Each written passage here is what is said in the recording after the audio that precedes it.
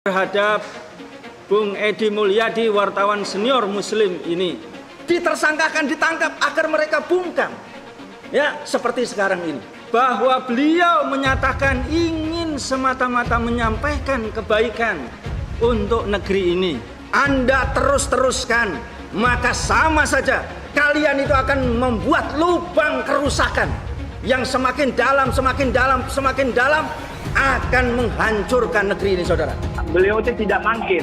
Kenapa ada pemaksaan sedemikian rupa, ada penekanan sedemikian rupa, Saudara Mulyadi harus segera tidak hadir. Sekali lagi dipahami, di Mekam Jalsnawi tidak ada satupun, ya katakanlah ungkapan atau perkataan Saudara Mulyadi itu menunjuk kepada suatu suku atau kelompok suku tertentu di Indonesia. Itu tidak ada sama sekali. Kalau nantinya kita hilang kesabaran, kalau banyak dalih, banyak khilaf, ya jangan sampai disalahkan kami suku bangsa Dayak mengambil tindakan-tindakan sendiri. Dengan tempat jin buang anak, kemudian Kuntilanak, Gundorowo, pasarnya di sana, segala macam, itu kan menunjukkan tempat. Berarti kami ini dianggap apa? Malah sampai ada perkataan bahwa di sana orangnya monyet atau apa. Berarti kami berdiam di sana itu. Kami di tengah hutan belantara, seolah-olah kami monyet. Kan ini kan hal-hal yang sangat melukai. Yang bersangkutan tidak hadir dan diwakilkan oleh tim kuasa hukumnya. Untuk itu, tim penyidik menerbitkan surat panggilan kedua dan disertai surat perintah membawa untuk hadir pada tanggal 31 Januari 2022, hari Senin nanti, jam 10. Kalau seandainya yang bersangkutan tidak hadir, maka kita jemput dan kita bawa ke Mabes Polri. Ya pasti dikejar, namanya DPO. Tidak ada kejelasan hukum dan kepastian hukum terhadap Edi Mulyadi dan Azam Khan, maka kegiatan ini akan berlanjut jika memang proses hukumnya tidak berjalan. Mau kemana? Pengadilan mana? Meja hijau, meja kuning, meja biru? Ayo. Kebetulan Pak Edi Mulyadi tidak bisa hadir hari ini. Jadi kami hari ini hanya mengantarkan surat untuk penundaan pemeriksaan. Ketidakadilan hukum bagi Bang Edi Mulyadi dan kami semuanya rakyat Indonesia. Bagaimana mungkin ujaran yang hanya mengatakan jin buang anak ditafsirkan syarat dan langsung diproses, dipanggil oleh kepolisian. Kriminalisasi yang terjadi pada Bang Edi Mulyadi tidak bisa dibenarkan secara hukum. Jangan hanya melihat ujaran-ujaran yang nggak penting tentang jin buang anak dan sebagainya, dikaitkan lagi dengan macan jadi kucing. Gak nyambung. Bahwa kami sangat menginginkan bagaimana Pak Edi ini secepatnya ditangkap, karena apabila tidak, maka gelombang-gelombang rakyat, gelombang-gelombang anak muda dari Kalimantan akan bermunculan, akan memperlihatkan perlawanan untuk NKRI yang ada. Bapak Edi Mulyadi pencoreng NKRI, sama aja mencoreng NKRI semua, bukan hanya suku kami. Apalagi dibilang Borneo, sampai ke Sarawak dan Malaysia juga Borneo. Kami sama Dayak dengan mereka. Kami ini memang orang kampung, tapi kami dalam berbicara tidak kampungan, seperti yang disampaikan oleh Saudara Edi Mulyadi CS itu. Siap berangkat menyeret yang bersangkutan untuk menghadirkan di depan sidang adat, harus diselesaikan di sidang adat. Kalau sampai tidak di adat, maka para tokoh adat dan warga masyarakat yang ada di Kalimantan Barat, mereka tidak terima. Baik, saya mendukung kasus Edi Mulyadi ini diselesaikan secara hukum adat dan budaya. Sampaikan kepada Edi Mulyadi bahwa monyet, genderuwo, kuntilanak yang dikatakan beliau sekarang ada di Jakarta untuk mencari beliau. Inilah keberadaan kami. Kami tidak bermain-main, tidak hanya sekedar gertak-gertak saja, tetapi kami sekarang ada di Jakarta. Pada saat saya turun di pesawat 2 hari yang lalu, saya langsung berkunjung untuk mencari yang bersangkutan. Untung beliau tidak ada di sana. Detik menit itulah akan saya tangkap yang bersangkutan. Ini adalah tindakan tegas yang kami lakukan terhadap mulut-mulut beliau yang menurut kami adalah mulut-mulut kuntilanak itu. Yang dikatakan kuntilanak gundurwo sebenarnya adalah Edi Mulyadi itu. Edi Mulyadi CS menghina kami, tempat kami sebagai tempat pembuangan anak jin. Kepada kamu Edi Mulyadi, kami sekarang ada di Jakarta. Ya, kami ada sekarang di Jakarta. Kami akan jemput kamu. Karena kamu sudah buat kegaduhan dan kekacauan. Kamu sudah menghina kami Kalimantan. Kami akan tunjukkan kepada kamu. Kalau kamu tidak datang ke Kalimantan, untuk di sidang adat. Tunggu. Kalau dia tidak tahan, maka kami akan eksekusi dan bawa dia ke Kalimantan untuk sidang adat, Pak. Kapolri untuk melakukan langkah-langkah penegakan hukum terhadap Edi Mulyadi CS. Kami akan kawal kasus ini sampai selesai. Yang dilakukan oleh Edi Mulyadi, saya merasa terhina. Ya, merasa sangat terhina. Karena dia menganalogikan ya, Kalimantan itu sebagai daerah tempat jin buang anak. Tempat yang sangat terpencil, hantu belau, genderuwo yang ada di sana. Hei Bung, Kalimantan itu ya sejarahnya bisa dirunut sampai 8.000 tahun sebelum Masehi.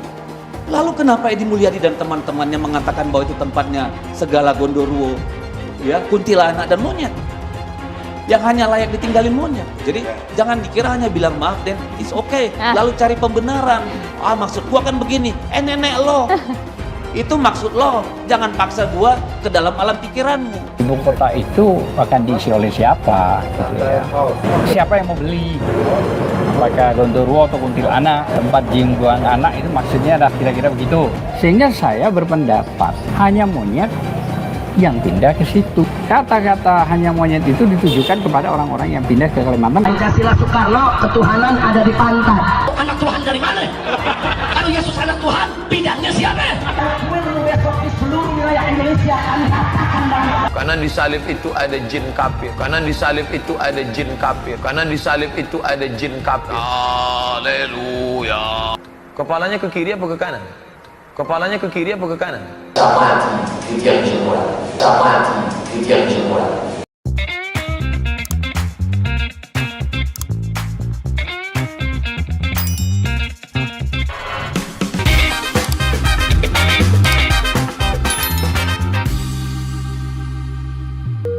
Video ini hanya untuk mereka yang punya logika. Bagi yang tidak punya logika, skip aja. Terhadap Bung Edi Mulyadi, wartawan senior Muslim ini, maka kami ingin menyampaikan beberapa hal ya mengenai beliau. Bahwa beliau menyatakan ingin semata-mata menyampaikan kebaikan untuk negeri ini. Itu sebetulnya inti yang paling besar yang ingin beliau sampaikan. Cocok seperti yang digambarkan oleh Allah SWT di dalam Al-Quran. Itulah yang dimaksud oleh Bang Edi, wartawan senior Muslim. Selalu menyampaikan amar ma'ruf nahi mungkar, selalu menyampaikan Islam, selalu menyampaikan syariat Islam. Karena di situ terletak keadilan, di situ terletak kebaikan, di situ terletak akan hilangnya kerusakan dan berbagai macam kezaliman dan kebiadaban.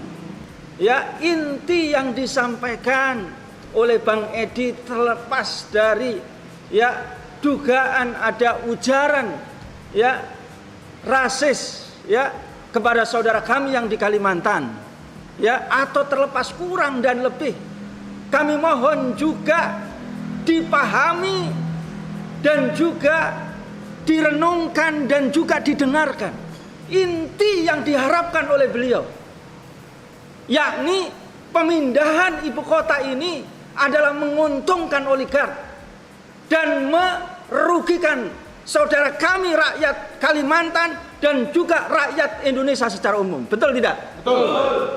Wahai Pak Jokowi, wahai DPR dan seluruh rakyat Indonesia di sini, ayo kita adu data. Apakah yang disampaikan oleh ya Bung Edi ini adalah sebuah main-main, apalagi banyolan, atau semata-mata karena kecintaan kepada negeri ini? Ya, betul tidak? Betul. Subhanallah. Ya, maka kalau kemudian investasi ini dari asing, tentu di situ kedaulatan kita akan ya dirongrong, bahkan bisa menjadi hilang seperti sekarang. Salah satu bentuk adalah pengesahan RUU dari IKN ini super cepat sekali. Walaupun diprotes sana protes ini tetap berlanjut itu. Ya, subhanallah. Sedangkan di sisi yang lain adalah merugikan rakyat. Coba kita lihat rakyat yang ada di Kalimantan. Ya, kami menduga di sini ada ketidakadilan di dalam konsensi ya lahan, saudara. Kalau oligark itu gampang dan dilindungi, kalau masyarakat semena-mena.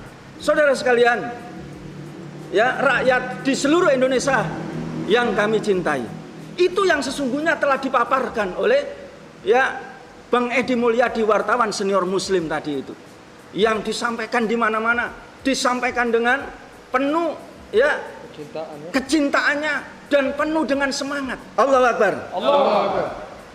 Yang terakhir kami sampaikan ya kepada para ulama, para habaib, ya para tokoh, para pemuka di negeri ini.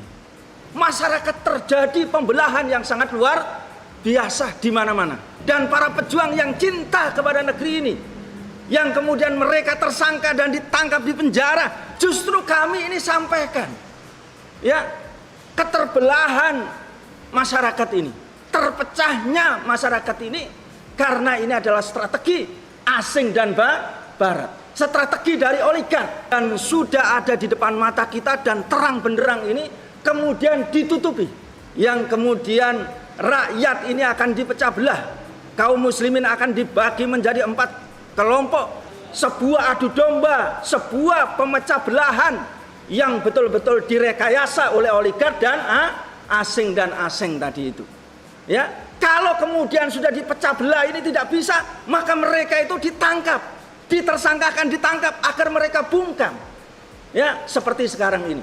Maka sadarlah, sesungguhnya persoalan kita yang sebenarnya ini adalah penjajahan dari oligark. Takbir. Anda terus-teruskan, maka sama saja kalian itu akan membuat lubang kerusakan yang semakin dalam akan menghancurkan negeri ini, saudara. Kami sudah jelaskan tadi kepada pihak penyidik, ketidakhadiran saudara Edi Mulyadi adalah juga pertama adalah karena panggilannya itu juga dirasa sangat mendadak ya. Hanya 2 hari, jadi 2 hari yang lalu ya panggilan itu. Sehingga beliau sudah mempunyai acara yang lain dan tidak bisa ditinggalkan. Sementara ini beliau berhalangan untuk hadir dalam pemeriksaan tim penyidik untuk silakan saja menjadwalkan panggilan berikutnya, dan saudara Edi Mulyadi dan kami siap untuk mendampingi begitu. Karena sebetulnya panggilan itu kan paling tidak lebih dari 3 hari ya. Biasanya panggilan itu ditujukan pada, prinsipnya kita tetap bersedia saat untuk hadir. Sebetulnya kalau kita melihat dasar alasan pihak penyidik memanggil saudara Edi Mulyadi itu kan tidak ada unsur mengandung unsur pidana sama sekali ya, baik itu kebencian maupun permusuhan. Saudara Edi Mulyadi itu tidak menyebutkan sama sekali tentang suku atau kelompok tertentu di Indonesia, apalagi di Kalimantan gitu ya. Bahwa yang beliau nyatakan kan tidak menyebutkan sama sekali tentang itu, baik suku Kalimantan atau apapun. Sebetulnya itu. Jadi beliau menunjukkan suatu tempat, suatu wilayah tertentu yang sepi atau dan istilah jin buang anak itu dari zaman saya sekolah saja istilah itu sudah ada. Gitu. Kemudian juga kalau kenapa ada pemaksaan sedemikian rupa, ada penekanan sedemikian rupa, saudara Mulyadi harus segera hadir. Betul, kami akan mengikuti proses. Kita juga ingin mengingatkan juga pada semua pihak, terutama pihak penyidik ya. Dalam penegakan hukum itu equality before the law, kesamaan hukum warga negara, setiap warga negara dalam hukum itu sama begitu loh ya. Jadi pertama tadi kami jelaskan bahwa tidak boleh dibuka rekamannya, ungkapan beliau itu tidak ada sama sekali menyebut untuk menunjukkan kepada suku tertentu, apakah Kalimantan, apa Jawa atau apapun. Jadi itu ungkapan-ungkapan biasa saja yang tadi kami ungkapkan begitu. Beliau itu tidak mangkir. Kalau mangkir buat apa tim pengacara datang ke sana? Pada prinsipnya apapun Pak Edi akan lakukan itu sebagai warga negara yang baik ya, patuh hukum. Jadi ikuti saja prosedur yang ada. Kami sejak awal sudah kami ungkapkan apa yang diungkapkan beliau tidak menyebut sama sekali, tidak memojokkan sekali, tidak menghina sama sekali kelompok tertentu. Apalagi di bawah-bawah Dayak itu tidak ada kan kalimat retorika beliau bawah-bawah suku Dayak, nggak ada Pak. Kan itu tidak diungkapkan oleh saudara Edi Mulyadi, tidak diungkapkan primitif, bodoh, terbelakang, kan tidak ada sama sekali beliau mengungkapkan. Artinya di situ saudara Edi kan menyebutkan kan satu daerah yang belum ditempati, yang masih sepi, penuh dengan hutan, tidak sama sekali mengarah kepada suku tertentu. Berkali-kali retorika beliau itu mengatakan seperti itu.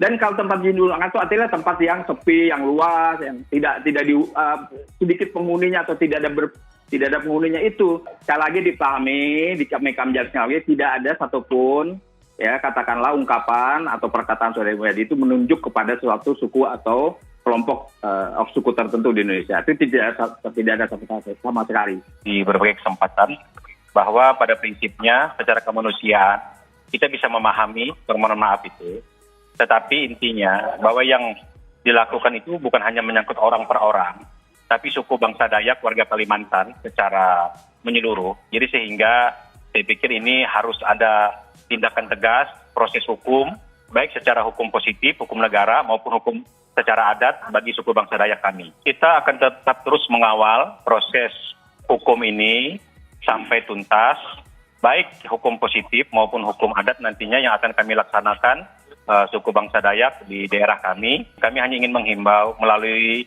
Bapak pengacara, advokat, yaitu Bapak Juju ya, tolong sampaikan kepada Saudara Edi Mulyadi bahwa kooperatif saja, ikuti proses hukumnya, dan kami yakin Kepolisian Negara Republik Indonesia sudah menjalankan tugasnya, dan kami akan terus memantau dan mengawal itu semua. Sampaikan ke Pak Edi Mulyadi bahwa kita ini suku bangsa di Indonesia ini sangat beragam, sehingga semuanya itu tidak bisa tolak ukurnya dijadikan satu atau sama begitu.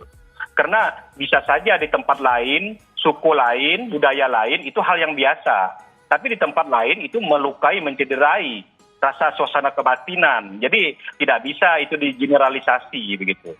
Jadi sehingga hal tersebut bukanlah sesuatu, ya saya harapkan begini saja.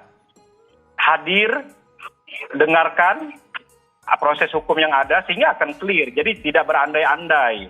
Jangan sampai rasa luka suasana kebatinan orang masyarakat warga Kalimantan suku bangsa Dayak ini, ya kami merasa terlukai. Kalau tidak, mana mungkin lah orang-orang dari berbagai elemen struktur, Mansir, Damang, Temanggung, ini kita redam saja. Tolong sudah serahkan kepada kita untuk kita koordinasikan. Tapi kalau nantinya kita hilang kesabaran, kalau banyak dalih, banyak khilaf, ya jangan sampai disalahkan kami suku bangsa Dayak mengambil tindakan-tindakan sendiri. Kan disebutkan kan Kalimantan, Pulau Kalimantan sebagai, kalau tidak senang dengan, tidak setuju dengan ibu kota negara, ya sampaikan kepada saluran lembaga-lembaga yang ada. Jangan menyerempet ke hal-hal. Kami ke orang Kalimantan suku bangsa Dayak tidak pernah meminta, tidak pernah mengemis menjadi ibu kota negara. Tapi kebutuhan negara lah memerlukan pulau kami untuk dijadikan ibu kota negara. Ikuti saja proses hukumnya. Nanti kalau memang merasa tidak puas kan ada saluran-salurannya. Bisa diperadilkan, bisa juga nanti dibuat segala macam, silahkan.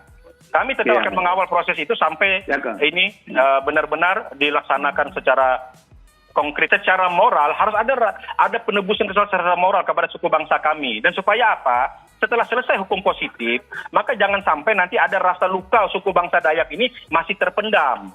Sehingga nanti menimbulkan masih bibit-bibit yang nanti kurang, nantinya harmonis di antara kita begitu. Rasa luka hati kami, seolah-olah kami ini hanya tempat-tempat untuk tempat-tempat yang sekiranya tidak terbelakang, primitif, yaitu lalu kemudian tempat Gundorowo, Kuntilanak, itu kan hal-hal yang sangat melukai. Kalimantan itu adalah suku bangsa Dayak lah sebagai tempat asli berdiamnya orang Dayak. Dengan tempat jin buang anak, kemudian Kuntilanak, Gundorowo, pasarnya di sana, segala macam, itu kan menunjukkan tempat. Berarti kami ini dianggap apa? Malah sampai ada perkataan bahwa di sana orangnya monyet atau apa. Berarti kami berdiam di sana itu. Kami di tengah hutan belantara, seolah-olah kami monyet. Kan ini kan hal-hal yang sangat melukai. Yang namanya itu ada yang tersurat, ada yang tersirat. Kadang-kadang nih yang sakit itu yang tersirat itu. Kalau tersurat mungkin kalau luka di tangan itu bisa terasa. Tapi kalau sudah luka di hati tersirat itu ini yang susah diobati, Pak. Ya saya pikir kita di sini hanya ingin memastikan semua berjalan dulu. Video ini hanya untuk mereka yang punya logika. Bagi yang tidak punya logika, skip aja.